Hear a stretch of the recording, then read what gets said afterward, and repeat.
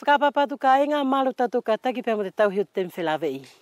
Tuku towhia e tō nofo ai pē te palo ki a hui fo, te koro ani o he ui e Vaitupu, i te api e mauria i a Mikaele Tuita, Vautapu. O hangai pē ko he konga ne kua tuku atu i te ua ko heri ka inga, ko te whika o mai pē i te kuwhia i lui mea furi, i te tofi ai pē ki te whai ai ni o Mikaele Tuita. Ko ia Mikaele, malo pē si o mauri malo alo i te ahu nei. I whoki, malo ni le tesi, i mauri pē pē mo te kātaki pē whoki, tūraki pē te ungawe. I te ua hoko heri atu Mikaele, ne whai e te parapara laua tāua, o hingai pēr mo te tofi a, ki tau api aini ko hale o. Aho aini, kua au mai taku whia mea furi, ki te api lewa ku ke nofo whakamuri mai ki ai, ko Vautapu. Ko te ai e tana tupuanga. Kua lirea, nire tasi. Nau heki le wau mai hare o nofo heni, kai whakaatena le wate api mo te hūwhanga a Vaitupu, ka sanga te Petero Sanere. Ko ia nama vai mai e mai hare o, haure wau nofo i te api ni hingo ko Vautapu. Pe e hau ma o Mikaele, poko te ai e te tupuanga o te hingoa o te potu whenua aini ko Vautapu. Na mea nge pe i hana ki i taratuku, pe ko hana whangana. E ko te hingoa te api, e mora u mau o na. Kau maharapau ni he whakahingoa pe te api a ko Vautapu. Ele ko te api ane sia ki pe e ko te wau matu aia. E hitu te mimu awhikia. E more nofo ai he tahia. Pea, ko te apia ne tū wao pe Vaitupu nei, ae whakahingoa e pe whukia, ko hau pe he tahi a Vaitupu. O whakaraka, e hingoa te api ko Vautapu, ko te tū o te wao. Ne langi e whake u akaula lahi e te te mimu aine e tuu i te alu aini. Ko te mango, ko te akau aini, ko te lewa, te tawai, ko te akau te lewa, mora ka akau lahi whewheka, ko te akau matua. Ia. Ei. Ko ia nengari whakahingoa pe te apia ko Vautapu, ko te nā more atea. Kani mole whakilahe u konga ia, whakahistorian e wheara ke ui ne e hoko haini. Kailoa. E mai vai ni desi more he historia o si api. E. Peko taunu nofola ai hini Mikaele, e mahendo mai whikia i hale o, ne ka nofo ai ko tau tamai, e tue whei e pē mo tau nofo ai hini. E tue whei pē mo taku nofo ai i utanei. E ko te api ani o taku tamai. I te tui tāpe? I te tui tā. Kai, ne whai hara whoka taku tuko toa e hare o, ai te tāuru ki paralau. Ko te api a ia, o te whinu matua kore e vōtana o te whae a tuita. Iyo. Ei, ko te apia o te whinu matua. Ka koheni e le vai, ko te Ko te apia apia o tuita. o te totonu le vai a tuita, o te tamai a tuita, ani. Pea ko Vautapu nei, ko te ki i konga mea pe ani e ke nofo ai, pe a ua tuia ki o fosio. Ko te api pe ani, mo te api ange o whawi mosoane, e Vautapu. Iyo. Pea ko te haure vai ange te api ange o, ae, ko te kofe. Te kofe. Ai ta whātu ke o fosio, ai tu ilo tomari e... Ai lo tomari e. Taru tia mātua ni o tō koe mo te kofe. Api whike ai au mo seniolo. Ei. Kai whewhea lewe tau hake ai ki uta. E mamao? Toi lahi e te kere ki uta? E au hakaka pau ani o tō koe mai mo te api o te tangata aka ko fosio, wharakiko. Sio wharaki. E karato. Pea ko te alu ai ke vailua pea mo te marai whainga ui? Tako ani alo, ko tako anu tau ni o tō koe mo te kere, ai e laura ko te kere ki te whamiri ani ai a puru, whaipura e mai moa. Whamiri lakalaka. Lakalaka. Ei. Kai whewhea i e te whai ani e tālitu o ki ai, te ala. E ke mau te ala? E o mau au te kara. Ara ni aru ai. O tō koe atu pēo mo te api ai hingo ko hina mano o. Ko tana la uhinga, ka ke i te koe wharana o pēta au pupunu te ala. Ei, ko te uru me whukia. Kai more wau i te pupunu te ala, ko te ala whakatai. Kua lahi pē e Mikaele, i te ukonga e ke siope, whakahauko i te maori o tātou i te awhuri. Uhi pē ko te tara noa ki te kere. Ne whewhea i e te whelongui a te ukui a tātou ki te ukonga aia.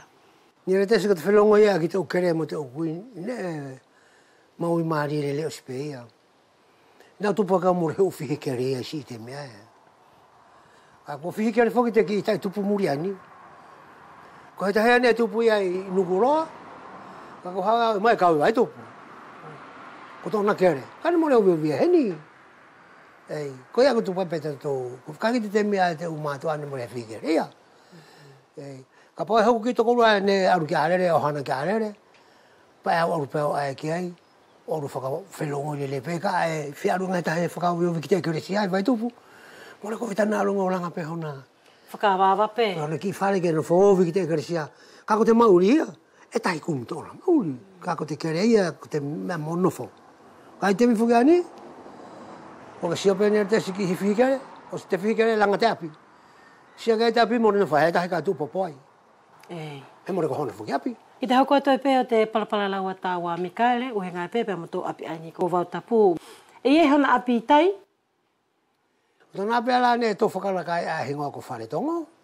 Ai ua i te maka te kiu. Maka o te kiu. Pako tōna api utani, whakere ani ai mo te api ae. Pēa ko te api la ae ngā whinimatoa ai tuko whāmi. E mā vai lua pēi tai whare tongo, pēa matou vai lua vai lua mai utanei. He ko tōna mākere aia. Pēa ko te nofola aini he ni i Vautapu Mikaele. Ko te tui tāpē, pe ia he tahiange o whāmiri matua, hingoa matua whāmiri, e tō tāpiki mai ki ei. Ko te api whakane ko Vautapu, ko te vae, ko te whāwia, ko tōna api tāna matua, ia mete. Pēa ko te potuiani o tuita. Mone te hia to e. Ka tari vai ko te ki whanau a tuita, e kau mai le vai a kieni. Ka more toi kau nei te whanau a tuita, i te api a ko tuku ki a whāwi. Ko mahino pei e te mahino pei vai ka nātou, Pēa ko se au nofola ai nā Mikaele. He hange pēa ko te konga aini ko tā palapala lau ki ei. E whewhe elewa ia tau whakatuutuu, pe e whakatuha, ia te u api e kua āteina pē ki a koe ki tā u whanau. E au nofo ko te api aini, ko te api whakatahe anga furi a ia. Tau whanau. Pea ko tātu ki mo e kere, a tu ai ka whiririu heta, he kua siu arufu nā tō te takai paparangi. Ko si i koe pēa mo o tile heni. Ko pēa mo o tile. Pea ka whiririu mai heta he mahana whanau, haure vai au langa hona ia ki api. I te kere, i tae whahi. Ka tuku noa te api matua ane manono whai, mo te whanau, ka whia hoko he mea, mo he whakatahi, e whai mai ka mawa ki te api aini whakatahi. Ka ki tāna tō hau, o mai, ka tahi aru e whakatu tōna api, i te kerepe. Ko tāla e tau si o Mikaele mo o tuku muri aki pei e te palapala laua tāua, ki a konga furi e tuha pēa mo te kere. Mani re tesi ko te o putu a te kere, e tōko vipe te u ahi kere ko te u mātua. E elewa he tahi a matua, e pe he toko tahi he te whanau. E sio ia ki ai hange fuke mo o lele tau nā mauri mo te umara toki ai. Te tuku lewai ki ai. Nangare mai a whakatuhu tu ai a whanga ki ai, u lewai ke whakarongo ki ai. O mure koe ai. Tanga pe ki tau. Hange langa te mea ui atu. E he te kere te api whakatahi. Ko te whare, mure ko te kere. E o mai ko te whare e no nofo i tika. Kako te kere whakatahi. Kako te api, tahi api. O mai pēa no nofo i te api. Peka e whia. Haure wahe tahi e no nofo te o mātua e te api matua api. O mai nā tō whakatuho hono tō o whare. Tahi no whai mo tane ki whanau. Ka hoko he whakatahi. Whakatahi mai ki te api anu whai te o mātua pēa mo te api whakatahi. Pea lele pe whakatona palalau i mo te tamai mo te whaai ke mālohi. Ke whai e tu whakila ko iei he tōko via ia hoko mai ko maheno pe ki te nofo. Ko te konga ia nire tesi e tonu fuia ke whai. Ka e i te tai tangata whakao te mea ni, mo le whai he mea whei ia. Ko hau pe he tahia ne takai ai paparangi, ka hina matua e ne no whai ni konga o te whanau no whai ni. Ko e mai ne angai te matua, tako ke e pure. Ka ne takai ai paparangi. Ka tuku lewa te whanau ia ne no whai i te api. O whai fuki e te whatongia. Whai fuki te whatongia. Mo te tahi fuki te tamai mo te whae. Tau pēa ki te umātua. Ko te konga pēa o sio tu e tonu ke tokon ke te kāinga, ka ke ita fuki koe, po te alai ko te pupunu o speia. Mō kai ko i tare wāware. Pakapao i ta whakapoto pēa. Tuku pēa ki ai wheo raki. Mikaele e whakamalo atu i te tari whakawhainga fōpea ke au a umai o hoko atu e pēia te palapala laua tāua o hinga ia pēa mo konga furi e tuha pēa mo te api aini e no whai mtou ki i whāmiri. I whoki, maro pēa ni le tasi. I kātaki pēa mo te tūraki. Ta whai pēla ki e Mikaele? Whai pēla ki ai ni le tasi. Iyo. Pēa koe e kāinga, ko se atula ia te whakatahi a tātou ki te au aini, ke manu ia pēia te hoko atu tukutu whakawhiawhia ai i te Taranoa.